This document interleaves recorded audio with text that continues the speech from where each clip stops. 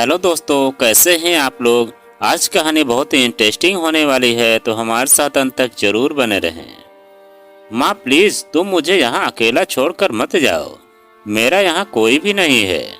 माँ तू जाने से पहले मुझे मेरे उस बाप का नाम बता दे, जिससे मैं उससे पूछ सकूं कि मेरी माँ ने तेरा क्या बिगाड़ा था, जो तूने उनके माथे पर काला दाग लगाकर इस तरह मरने को छोड़ दिया। यह कहते हुए विशाल का अपनी मां से लिपटकर जोर जोर से रो रहा था। विशाल ने अपने पड़ोस में रहने वाले श्रीवास्तव जी के दरवाजे पर जाकर डोरबेल बजाई। बहुत देर बाद एक औरत ने दरवाजा तो खोला, परंतु भला बुरा कहते हुए दरवाजा बंद कर दिया। विशाल ने कई दरवाजों पर दस्तक दी, परंतु किसी ने भी कोई सहायता नहीं की, केवल गालियां देकर दरवाजा बंद कर दिया। विशाल एक ऑटो वाले की सहायता से किसी तरह अपनी मां को सरकारी अस्पताल लेकर गया। वहां के डॉक्टर ने चेकअप करके उसकी मां के लिए कुछ दवाएं लिखी, परंतु विशाल के पास पैसे नहीं थे। विशाल दवा की दुकान पर जाकर दुकान के मालिक से बोला, भैया मुझे ये दवाएं दे दो, मैं आपके पैसे कुछ दिनों में दे दूंगा। दुकानदार ने विशाल को दवा देने से मना कर दिया। विशाल रोकर दुकानदार से बोला, भैया मेरी माँ मर जाएगी, आप मुझे दवा दे दो, मैं आपका पूरा पैसा चुका दूंगा। वहां खड़े एक बुजुर्ग यह सब सुन रहे थे। उन्होंने उस दुकान मालिक से उसको दवाएं देने को कहकर दवा का पैसा खुद दे दिए। वह दवा देकर बोले, जाओ बेटा अपनी माँ को बचा लो, इस दवा का पेमेंट मैंने कर दिया है। विशाल उन बुजुर्ग को लाख दुआ देता हुआ दवाइयों को लेकर तेज कदमों से अस्पताल की तरफ चल दिया। उस बुजुर्ग का नाम श्यामराज था। वह उस बच्चे को देखकर पुरानी याद में खो गए।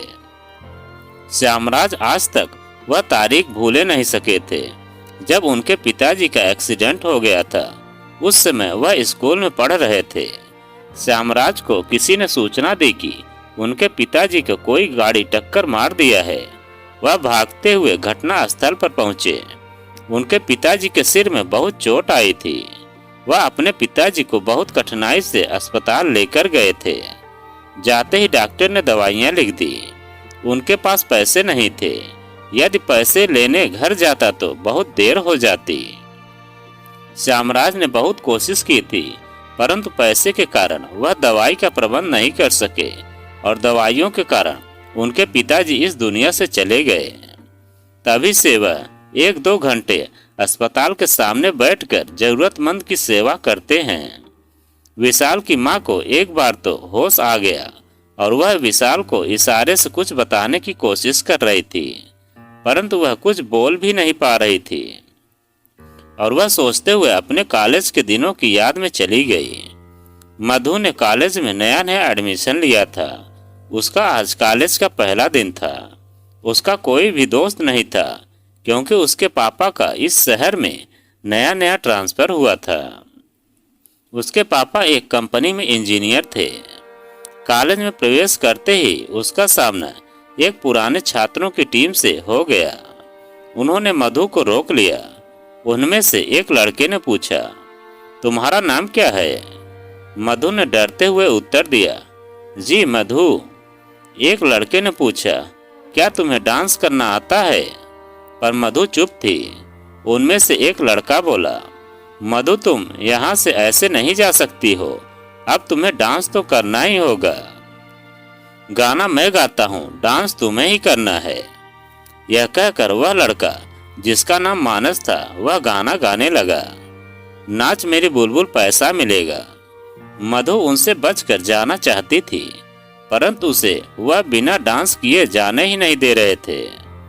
मानस ने तो उसकी कमर में अपने हाथ डालकर ठुमके लगाना शुरू कर दिए।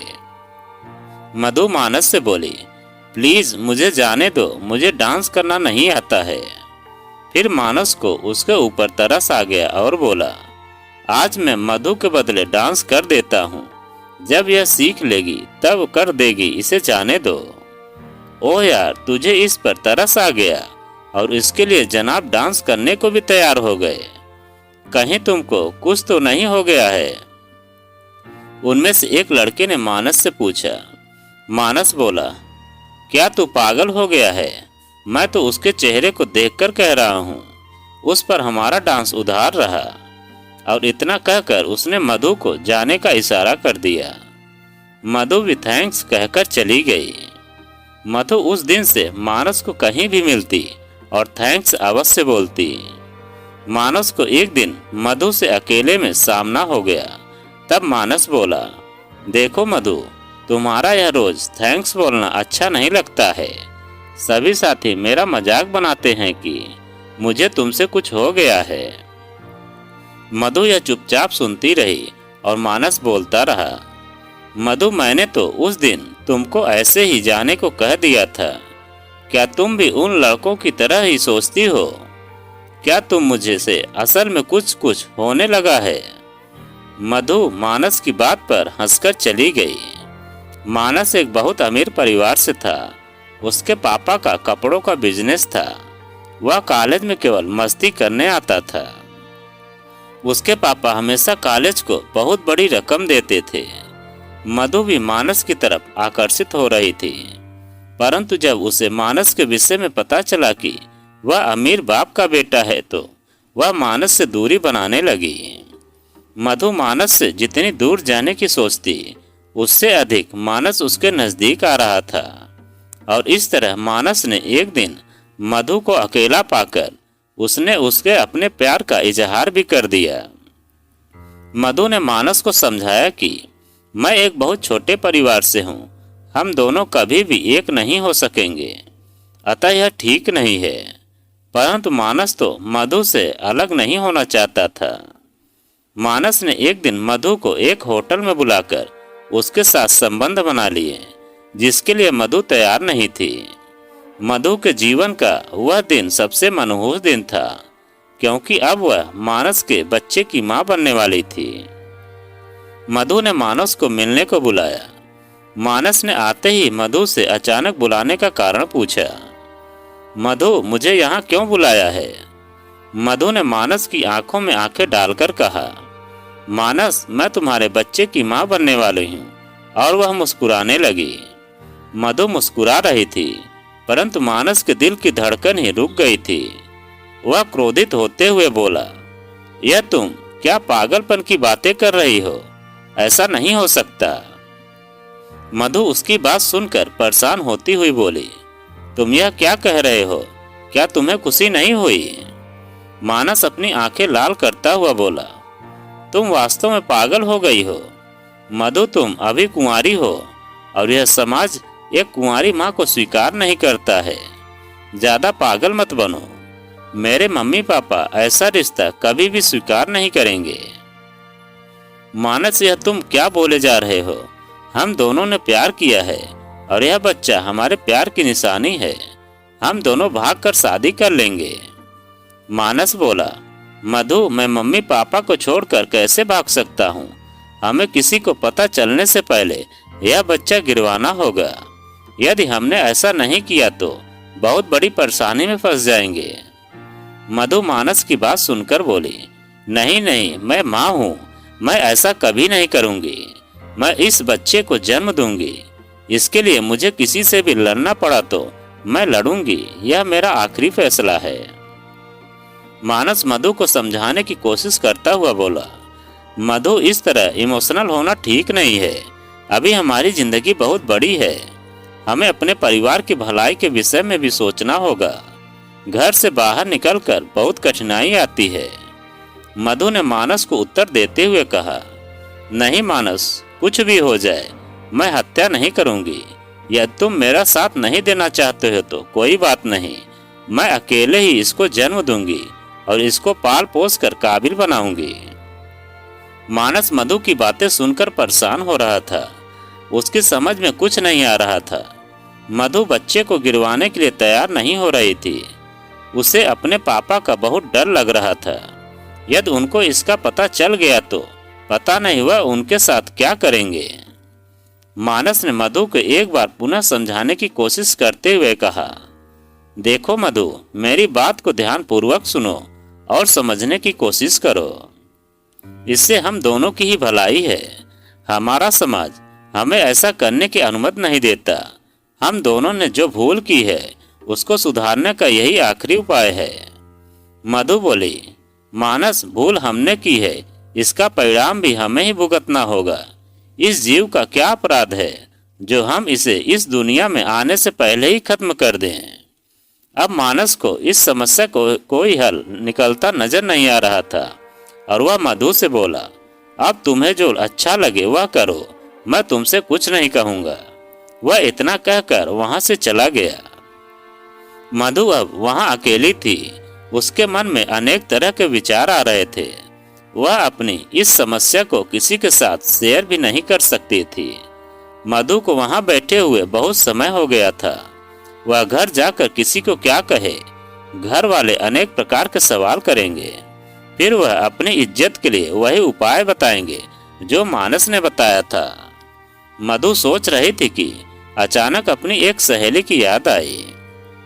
मधु ने अपनी सहेली अंजलि को फोन लगाया। हेलो अंजलि, मैं मधु बोल रही हूँ। हेलो मधु, क्या हाल है? तू ठीक है? तू कहाँ से बोल रही है? मैं प्रयागराज से बोल रही हूँ। तू प्रयागराज कैसे पहुँच गई? क्या शादी? नहीं अंजलि, ऐसा कुछ नहीं है। असल में मेरे पापा का कुछ महीने पहले यहाँ तबादला हो गया था और मैं यहाँ आ गई। आज तूने मुझे कैसे याद किया? अंजलि ने मधु को शिकायत करते हुए पूछा। मधु बोली, अंजलि, मैं बहुत बड़े संकट में फंस गई हूँ। और इतना कहकर उसने अपनी पूरी प्रेम कहानी अंजलि को सुना दी। अंजलि ने पूछा, अब इस कहानी में क्या पेच है? मेरी एंट्री क्यों करा रही है? मधु बोली, तू तो इसको बहुत ही हल्के में ले रही है। मेरी तो जान निकल रही है। मधु ने उसको समझाया कि मैं किसी भी कीमत पर बच्चा गिराना नहीं चाहती हूँ और मानस इस बच्चे को गिरवाने की जिद पर अड़ा है। अब तू बता, मैं क्या करूँ? अंजलि बोली, मधु, यदि तू बच्चा नहीं गिराना चाहती तो तुझे अपना घर परिवार छोड़ना होगा। यदि तू यह करने को तैयार है तो मेरे पास आ जा। मैं यहाँ तेरे रहने व नौकरी की व्यवस्था करवा दूंगी। मधु तो यह सुनकर खुश हो गई क्योंकि अब मधु को एक सहारा मिल गया था और मधु ने यह शहर छोड़ने का मन बना लिया। मधु का मन खुश तो हो गया, लेकिन वह मानस की बेरुखी से बहुत परेशान थी। उसे मानस पर बहुत गुस्सा आ रहा था, परंतु वह उसको कुछ भी नहीं कह सकती थी। अब मधु ने चुपचाप अंजलि के पास जाने की तैयारी करना आरंभ कर दी। इसकी खबर उसने अपने घर वालों को नहीं लगने दी। मधु ने मानस से मिलना जुलना भी बंद कर दिया। उसने मानस का नंबर भी ब्लॉक कर दिया। पहले मधु ने अंजलि के पास जाने की टिकट बुक करवाई, जिसकी खबर किसी को नहीं थी। और एक दिन कॉलेज के टूर का बहाना बनाकर एक बैग में अपना सामान लेकर वह निकल गई। मधु के मम्मी पापा को तो इस बात का पता तब चला जब उसके हाथ का लिखा हुआ लेटर उसके भाई के हाथ लग गया। उसके भाई ने वह पत्र अपनी मम्मी को दिखाया। उसकी मम्मी के तो होश उड़ गए। जब यह समाचार उसके पापा ने सुना तो उनको इस पर विश्वास नहीं हो रहा था। उनका सिर शर्म से झुक गया। उनको यही चिंता सता रही थी कि वह लोगों को क्या बताएंगे। मधु अंजलि के पास पहुंच गई। अंजलि उसकी बचपन की सहेली थी। वह दिल्ली में नौकरी कर रही थी। अभी उसकी भी शादी नहीं हुई थी। मधु ने अपना पुराना नंबर बंद कर दिया था और पहले ही नया नंबर ले लिया था। यह नंबर केवल उसकी सहेली अंजलि को ही पता था। अंजलि ने सबसे पहले मधु को एक शादीशुदा औरत जैसा बना दिया, जिससे किसी को शक नहीं हो। उसकी मांग में सिंदूर लगवा दिया और पैरों में बिछुआ पहना दिए और उसे समझा दिया कि कोई भी पूछे तो कह देना कि पति के साथ अनबन चल रही है। अंजलि के पड़ोस में एक अध्यापिका रहती थी। उसने उसे स्कूल में नौकरी दिलवाने के लिए उससे ही बात कर ली थी। अंजलि ने मधु को अच्छी तरह समझा दिया कि वह किसी को भी सही बात न बताए। यहाँ बहुत से लोग ऐसे ही रहते हैं। मधु को स्कूल में नौकरी भी मिल गई। अब वह काम भी करने लगी, लेकिन वह मानस की बेवफाई को जब भी याद करती तब उसको रोना आ जाता। मधु अपनी सहेली के साथ रहकर अपना समय व्यतीत करने लगी। समय कब बीत गया उसे इसका पता ही नहीं चला। अब मधु की डिलीवरी का समय भी आ गया था। अंजलि की सहायता से सब ठीक चल रहा था। अंजलि ने उसकी डिलीवरी भी पास के छोटे से हॉस्पिटल में करवा दी। मधु ने एक सुंदर से बेटे को जन्म दिया और मधु ने बेटे का नाम विशाल रखा। मधु जिस स्कूल में नौकरी करती थी उस स्कूल में ही टीचरों के बच्चे रखने की सुविधा भी थी। इससे मधु को बच्चे के पालने में कोई परेशानी नहीं हुई। मधु के पापा मधु के जाने के बाद बहुत दुखी रहने लगे थे। यह तो ठीक था कि उनकी वहां अधिक जान पहचान नहीं थी। मधु के पापा ने वहां से अपना ट्रांसफर दूसरे शहर में करवा लिया। विशाल धीरे धीरे बड़ा हो रहा था। मधु ने विशाल के पापा का नाम मानस ही लिखवाया था, क्योंकि हॉस्पिटल में उसके पति का नाम पूछा गया था। मधु के साथ सब कुछ ठीक ठाक चल रहा था कि अचानक उसकी सहेली का वहां से चेन्नई ट्रांसफर हो गया। अब मधु वहां अकेली रह गई। अब तक तो अंजलि की सहायता से उसे कोई परेशानी नहीं हुई थी, परंतु इतने बड़े शहर में एक लड़की का अकेले रहना, ऊपर से कुंवारी माँ थी। अब मधु को डर लगने लगा था। जब अंजलि वहां से गई तब मधु खूब रोई थी। कुछ समय बाद मधु को उसके स्कूल से निकाल दिया गया। अब वह बहुत परेशान रहने लगी। बिना काम के इतने बड़े शहर में कैसे रहती। अब वह नौकरी के लिए उधर उधर भाग रही थी, लेकिन अकेली औरत को देखकर सभी उसकी दूसरी तरफ नजर से रखते थे। अब मधु को अपने निर्णय पर पछतावा भी होता था, लेकिन कर क्या सकती थी। जो हो गया उसे अब बदला नहीं जा सकता था। इसी बीच मधु की मुलाकात एक औरत से हुई। वह मधु से उसकी कहानी सुनकर उससे हमदर्दी की बातें करके उसे फंसाने लगी। मधु उसके अंदर छिपी हुई चालाकी को समझ नहीं सकी और उसकी बातों में आ गई। उस औरत ने उसे एक फैक्ट्री में काम करने के लिए राजी कर लिया। वह उसको फंसाकर फैक्ट्री में ले गई। उसने मधु को फैक्ट्री के मैनेजर से मिलवाया। वह मैनेजर बहुत कमीना इंसान था। वह औरत उसकी दलाल थी। उसका काम औरतों को फंसाकर उसके पास लाना होता था। वह मैनेजर उसके साथ गलत करता और उसका क्लिप बनाकर फिर उनको ब्लैकमेल करता था। वह औरत मधु को भी उसके पास ले गई। मधु उसको पहचान न सकी, क्योंकि उसे उस समय अपने बच्चे व अपना पेट भरने के लिए काम की आवश्यकता थी। मैनेजर मधु के साथ मीठी मीठी बातें करने लगा और उससे बोला कि तुम चिंता क्यों करती हो, मैं तुम्हें यहाँ परमानेंट काम दिला दूंगा। तुम्हें इसके लिए एक फॉर्म भरना होगा। वह मधु को अपने उस ऑफिस में लेकर गया, जहाँ पर वह औरतों के साथ दुर्व्यवहार करके उनका वीडियो बना लेता था। मधु के सामने उसने पहले से टाइप किया हुआ एक फॉर्म रखा और उस पर उससे अपने हस्ताक्षर करने को बोला। मैनेजर को यह नहीं मालूम था कि वह इंग्लिश भी पढ़ना जानती है। मैनेजर की यह सबसे बड़ी भूल थी। मधु उस पर टाइप किया हुआ मैटर पढ़ने लगी। तब उसकी आंख खुली, क्योंकि उस पर एक इकरारनामा टाइप किया हुआ था, जिस पर लिखा हुआ था कि मैं यहाँ अपनी मर्जी से आई हूँ और मैं जो कुछ कर रही हूँ वह सब मेरी अपनी इच्छा से हो रहा है। मधु यह पढ़कर सोचने लगी, यह कैसा फॉर्म है, यह तो फंसाने का काम है। यदि वह इसे पढ़नी नहीं तो बुरी तरह फंस जाती। मैनेजर मधु को फॉर्म पर हस्ताक्षर करने का दबाव बना रहा था।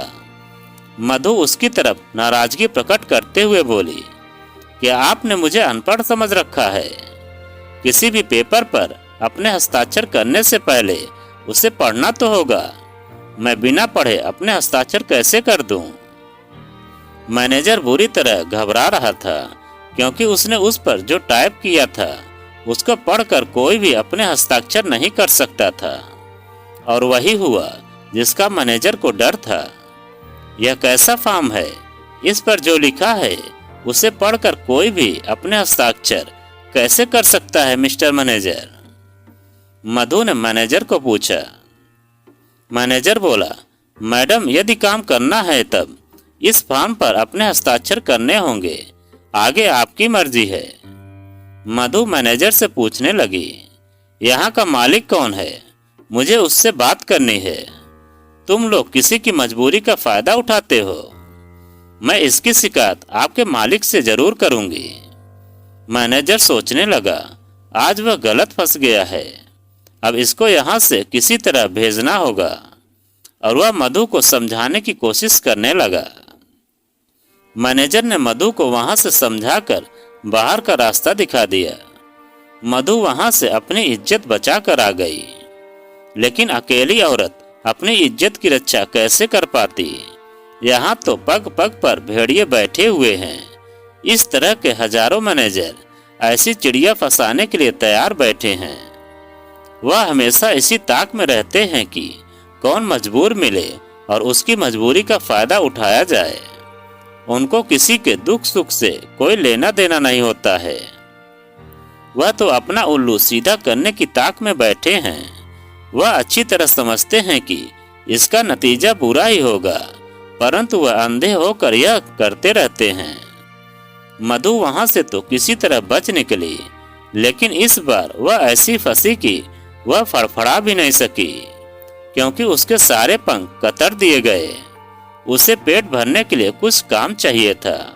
वह एक मंदिर के पास खड़ी थी। अचानक वहां एक बड़ी गाड़ी आकर रुकी और उसमें से एक लंबा आदमी और एक औरत उतरे। उनके माथे पर लंबे चंदन के टीके लगे हुए थे। गले में रुद्राक्ष की मालाएं पड़ी हुई थीं। उनकी गिनती बड़े समाज सेवकों में होती थी, परंतु जो भी उसके चंगुल में फंस जाता फिर उसका निकलना मुश्किल ही नहीं नामुमकिन होता था। उनकी नजर भी गिद्ध दृष्टि थी।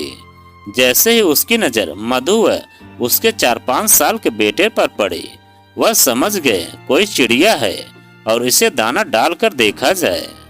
और वह मधु के पास पहुंच गए। वहां पहुंचकर औरत बोली, बेटी किसकी तलाश है? क्या कोई मंदिर गया है? मधु कहने लगी, नहीं आंटी, बस ऐसे ही खड़ी हूँ। आंटी भी कहती हो और कहती हो कि ऐसे ही खड़ी हूँ। क्या बात है, कुछ मदद चाहिए? हम दोनों सुबह यहाँ इसीलिए आते हैं कि इस दुनिया में बहुत लोग परेशान हैं। वह अपनों के द्वारा ही सताए गए हैं। वह अपना दुख किसी के सामने प्रकट भी नहीं करना चाहते हैं। हमने इस दुनिया को बहुत नजदीक से देखा है। हमारी आंखें धोखा नहीं खा सकती हैं। तू भी किसी अपने द्वारा ही सताई गई है। इतना कहकर उसकी आंखें आंसुओं से भीग गईं। उस कमीनी ने ऐसा भावुक भाषण दिया कि मधु उसके सामने अपना सारा दुखड़ा सुनाने लगी। मधु उस औरत की छाती से लगकर रोने लगी। उसने उसके आंसू पोंछे और उसे बहलाकर अपनी गाड़ी में बिठाकर ले गई। 3-4 दिन तक मधु की अच्छी सेवा करवाई। उसके बाद उनके पास एक औरत आई और उन दोनों ने उसे अपनी बेटी कहकर मिलवाया। वह औरत मधु से बोली, बेटी, यह मेरी सहेली है सरला। मैंने इनको तेरी कहानी सुनाई। तब यह मुझसे बोले कि बहन, मैं उसे अपनी बेटी बनाना चाहती हूँ। मेरी कोई बेटी नहीं है और आज यह तूने लेने आई है। अब तू इनके साथ चली जा। यह जैसा कहें वैसा करना। यह दिल की बहुत अच्छी है। तू वहाँ ऐश करेगी। और इतना कहकर उसने मधु को उसे सौंप दिया।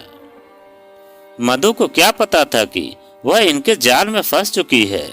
उन दोनों ने मधु को 75,000 रुपए में बेच दिया था। वह औरत मधु को एक बहुत आलीशान कोठी में लेकर गई और उसे नहलाकर व सजाकर एक सजे हुए कमरे में बिठा दिया और उसके बेटे को एक नौकरानी लेकर चली गई। आज मधु ने बहुत दिनों बाद श्रृंगार किया था, जिससे वह बहुत सुंदर लग रही थी।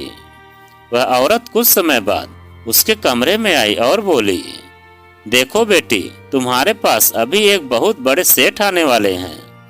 वह आज तुम्हारे मेहमान है और मेहमान की हर प्रकार से सेवा करना हमारा धर्म व कर्तव्य है। और तुम अपने मेहमान की सभी प्रकार से सेवा करके उनको खुश करने की कोशिश करोगी। यदि वह आज खुश हो गए तो तुमको रानी बना देंगे। और वह मधु से इतना कहकर चली गई। उसने मधु को उसकी चाय में कुछ नशीला पेय पदार्थ डाल दे दिया था, जिससे उसे नशा हो जाए और वह बेहोश हो जाए। वह जानती थी कि औरत की इज्जत एक बार चली जाए फिर वह इसकी चिंता नहीं करती है। कुछ समय बाद वहां एक व्यक्ति आया जो पहनावे से तो शरीफ प्रतीत हो रहा था, परंतु चेहरे से वह राक्षस जैसा लग रहा था और वह मधु के साथ गलत करने लगा। और आज मधु का सब कुछ लूट चुका था। अब मधु अपनी किस्मत पर रो रही थी। कुछ समय बाद वह सेठ वहां से चला गया। सुबह सरला आई और पूछने लगी, ऐसा क्यों बैठी है, चल नहा ले, गुस्सा थूक दे, तेरा बेटा मेरे पास है, सोच लेना, कुछ कहना मत, तेरा रात का वीडियो भी मेरे पास है, मैंने बस इशारा किया है, मेरी बात मानेगी तो ऐश करेगी। और इतना कहकर पैर पटकती हुई चली गई। अब मधु बैठकर अपनी किस्मत पर रो रही थी। उसका सारा शरीर एक पके फोड़े की तरह दुख रहा था। पूरे कमरे में शराब की बदबू आ रही थी। अब वह कुछ बोल भी नहीं सकती थी क्योंकि उसका बेटा उसके कब्जे में था। उसने जिस बेटे के लिए इतना कुछ सहा था, अब उसे कैसे छोड़ सकती थी। मधु बहुत मजबूर हो गई थी।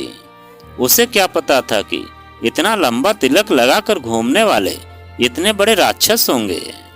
वह सरला को बहुत कुछ कहना चाहती थी, परंतु वह वक्त की प्रतीक्षा करने लगी और उसने चुप रहना ही उचित समझा। अब मधु ने भी अपनी मीठी बातों से उसको अपने जाल में फंसाने के लिए चाल चली और बोली कि मेरा तबीयत कुछ ठीक नहीं है, इसलिए अब कुछ दिन रुक जाना है। सरला ने भी समझदारी दिखाई और उसकी बात मान ली। अब सरला समझ गई कि चिड़िया उसके जाल में फंस गई है, अब कहाँ जाएगी। सरला ने उसे उसके बेटे से भी मिलवा दिया। अब बेटा उसके पास ही सोने लगा, लेकिन उसको कैदी की तरह ही रखा हुआ था। उसे चिड़िया के उड़ने का डर था। और कुछ दिन बाद मधु सरला की सलाह से फिर से वही काम करने लगी। एक दिन कमरे में एक आदमी आया।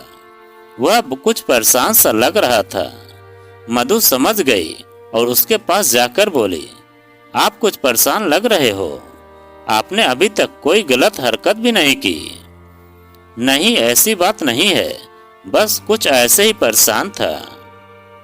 अपने एक दोस्त के कहने पर दिल बहलाने चला आया।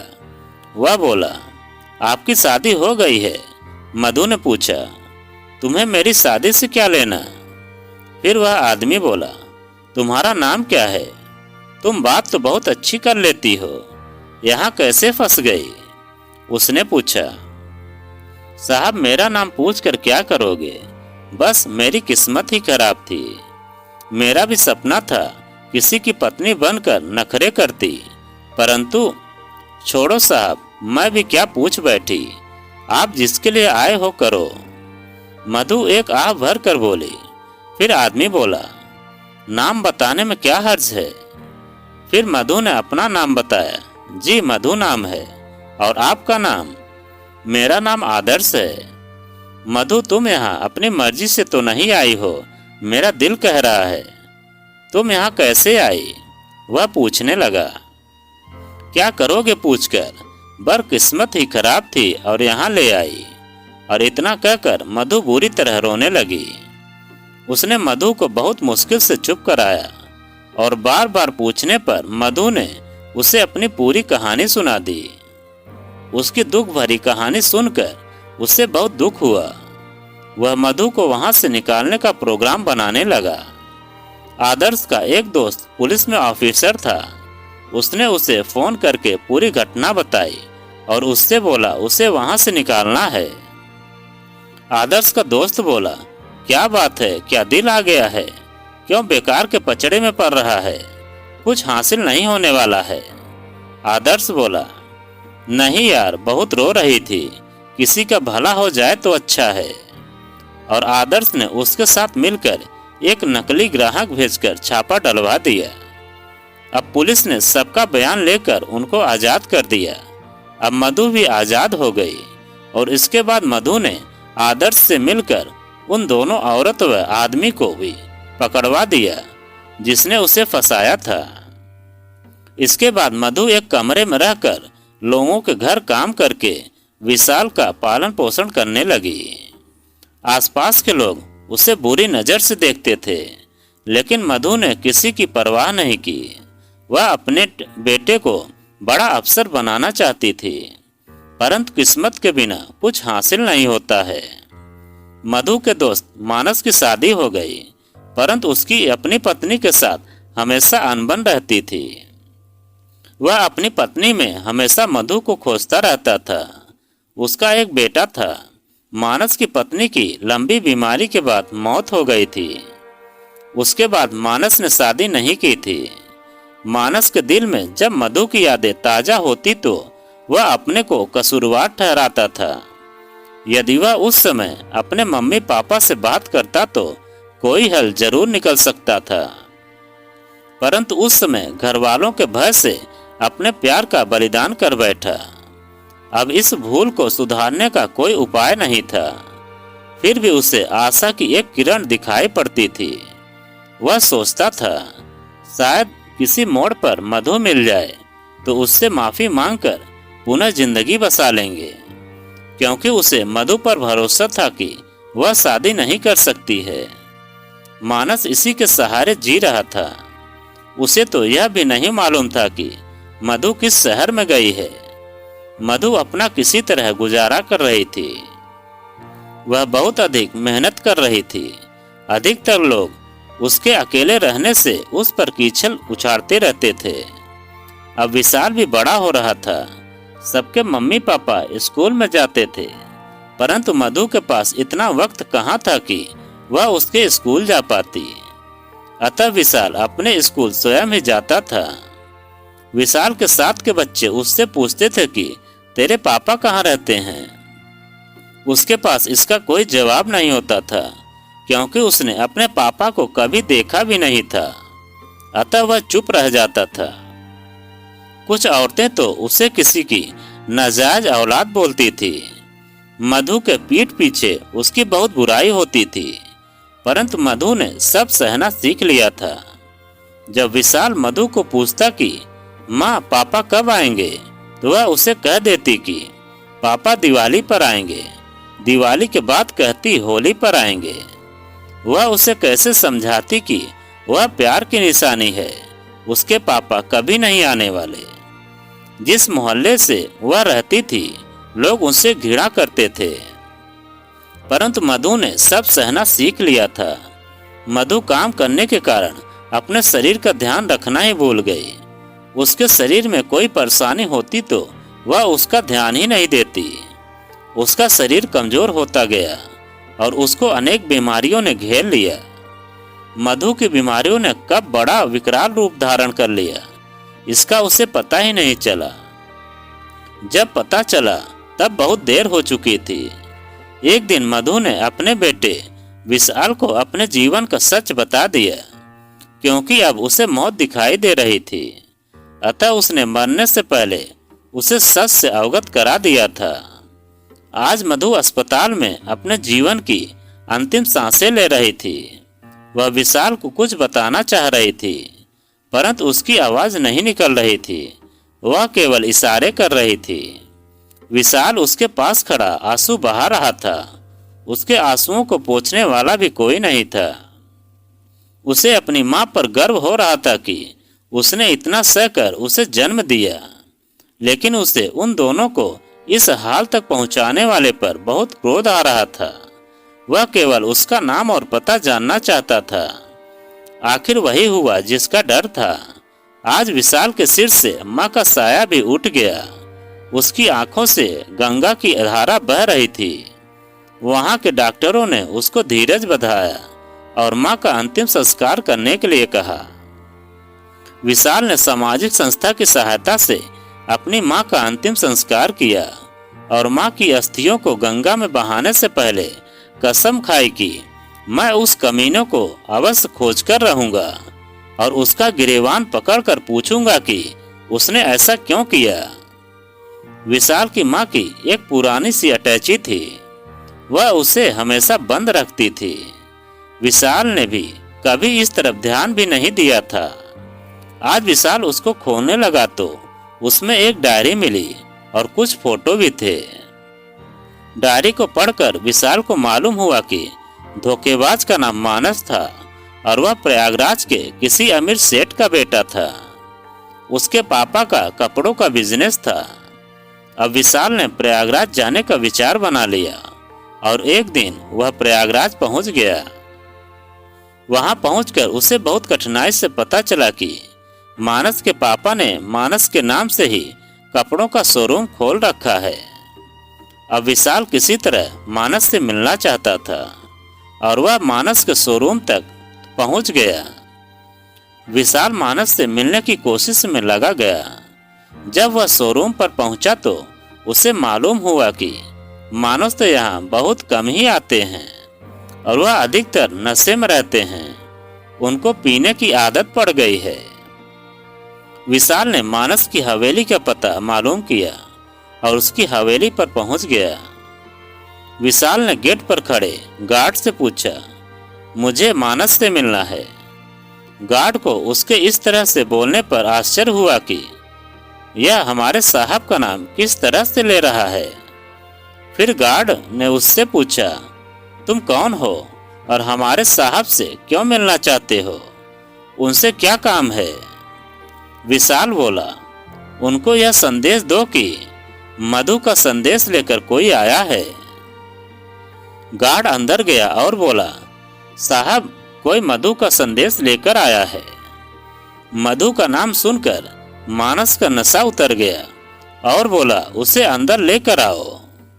जब गार्ड ने विशाल से कहा, साहब आपको अंदर बुला रहे हैं, विशाल को आश्चर्य हुआ कि मधु के नाम से उसे इतनी आसानी से किसी अजनबी को कैसे अंदर पाने की अनुमति दे दी। जब विशाल अंदर पहुंचा तो वह वहां का दृश्य देखकर दंग रह गया। एक सेंट्रल टेबल पर अनेक प्रकार की शराब रखी हुई थी। सामने की दीवार पर उसकी माँ की फोटो के साथ वही आदमी है जिसका फोटो उसे माँ की अटैची से मिला था। विशाल का मस्तिष्क घूम रहा था और वह सोच रहा था कि यह आदमी भी बहुत अजीब है। जिसने उसकी माँ को अपनी जिंदगी से निकाल दिया था, वह आज उसकी फोटो लगाकर क्या दिखाना चाहता है। उसी समय मानस ने विशाल से प्रश्न किया, तुम कौन हो? तुम मधु को कैसे जानते हो? वह कहाँ पर है? एक साथ इतने प्रश्न सुनकर विशाल बोला, मैं उनका बेटा हूँ। मैं आज तुमसे कुछ पूछने आया हूँ। जो पूछना है बाद में पूछना बेटा, पहले मुझे मधु से मिलवा दो। वह पागलों की तरह विशाल को पकड़कर बोला, बेटा यह अधिकार आपको किसने दिया? यह अधिकार केवल मेरी माँ को था। विशाल ने उत्तर दिया, माँ को था इसका क्या मतलब? क्या हुआ मधु को? मानस ने विशाल से पूछा। माँ मुझे छोड़कर चली गई, विशाल ने रोते हुए मानस को बताया। आज मानस भी बहुत दुखी था। विशाल मानस से पूछने लगा, आपने मेरी माँ के साथ इतना बड़ा धोखा क्यों किया? आप स्वयं यहाँ हवेली में बैठकर शराब पीकर नाटक कर रहे हो। आप क्या समझो, मुझे सभी नाजायज कहते हैं। आपको क्या फर्क पड़ता है? आप एक बोतल और पीकर सब भूल जाओगे। मानस बोला, बेटा आज तुम कुछ भी कर सकते हो। मैं तुम्हारा अपराधी हूँ। मुझे इसकी सजा अवश्य मिलनी चाहिए। मैंने मधु को कहाँ नहीं खोजा, परंतु मैं इसमें सफल नहीं हो सका। कभी तो मैं इस दुनिया से जाना चाहता था, परंतु यह सोचकर रह जाता था कि शायद किसी मोड़ पर मधु मिलेगी। आज तक इसी आशा से जी रहा था, परंतु आज वह आशा का दीपक भी बुझ गया। लो बेटा यह रिवॉल्वर और मुझे गोली मार दो। मैं तुम दोनों का अपराधी हूँ। विशाल को अब उस पर दया आ रही थी। वह सोचने लगा कि यह सब तकदीर का खेल है। तभी तो उसे सब नाजायज व हरामी कहते थे, जबकि मैं नाजायज नहीं था। अब मैं उनके मुंह पर तमाचा मारकर कहूंगा कि मैं नाजायज नहीं हूँ। मैं मानस व मधु के प्यार की निशानी हूँ। मानस बोला, बेटा तुझे बेटा कहने का अधिकार तो मैं उसी दिन खो चुका था जिस दिन मधु मुझे छोड़कर चली गई थी। अब तेरी मर्जी है, तुझे जो अच्छा लगे वह कर, मुझे दंड दे अथवा माफ कर दे। विशाल बोला, नहीं पापा, आपका कोई कसूर नहीं है। हमारी तकदीर में जो लिखा था भोग लिया। मेरी माँ ने बहुत दुख झेले थे, मैं उनको भूल नहीं सकता हूँ, परंतु उसने कभी हिम्मत नहीं छोड़ी थी। पापा शब्द सुनकर मानस ने विशाल को अपनी छाती से लगा लिया और उसे प्यार करने लगा। इस प्रकार जिसे लोग नाजायज औलाद कहते थे उसे उसका बाप मिल गया था और फिर विशाल अपने पापा के साथ खुशी खुशी रहने लगा। तो दोस्तों, यह कहानी आपको कैसी लगी कमेंट में लिखकर हमें ज़रूर बताएं। और आप अगर हमारे चैनल पर नए हैं तो प्लीज़ चैनल को सब्सक्राइब करें और वीडियो को एक लाइक ज़रूर करें और एक प्यारा सा कमेंट हमें ज़रूर करें।